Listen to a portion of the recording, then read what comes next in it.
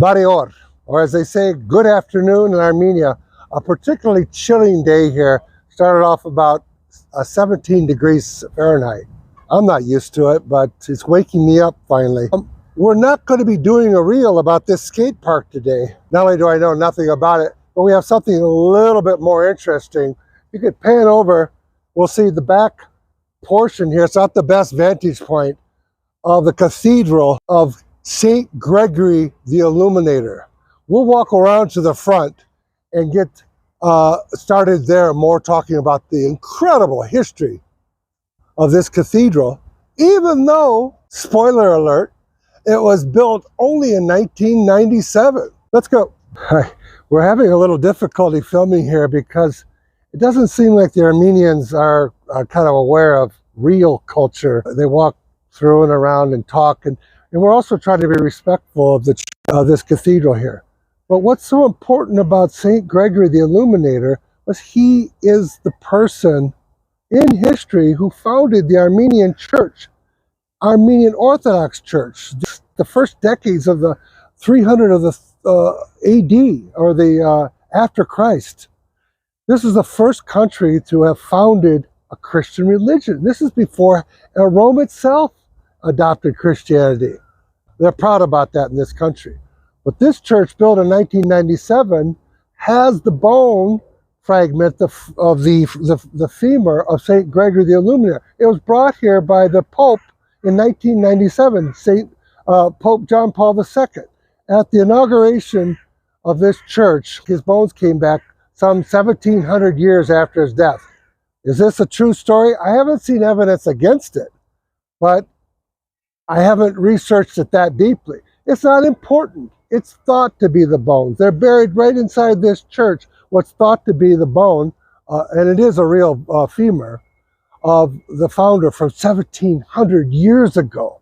That's why this church is the center of Armenian culture and why it's so central. It's like the Mecca for the Muslims, of their culture and of their spiritual universe. The story is that some monks were able to secret his bones out, and they were harassed and hounded, and they made their way all through the Eastern Roman Empire and finally ended up in Rome, or near Rome, in a city near Rome, where a little chapel to St. Gregory was dedicated, where this bone was, and supposedly also a manacle where he had been tortured, that this manacle had been used to tie him down.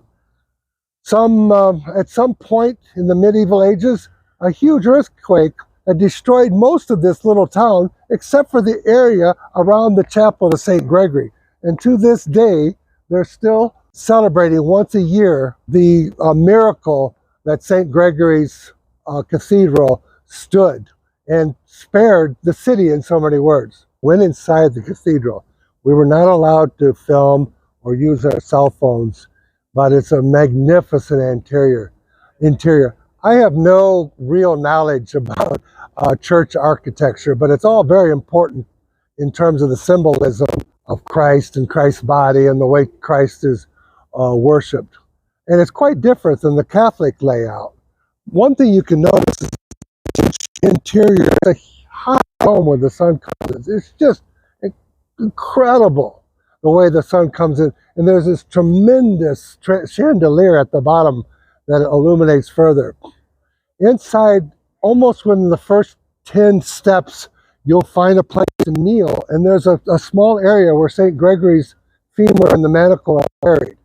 And so people know this, and if they come in and they do, show their prayers and homage to his body and his remains. It's truly remarkable. We tried to buy something that would tell us more about the church.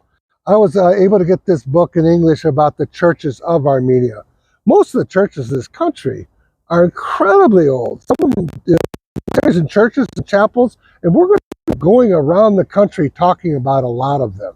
Walking away from the Cathedral of St. Gregory the Illuminator, we got this magnificent view.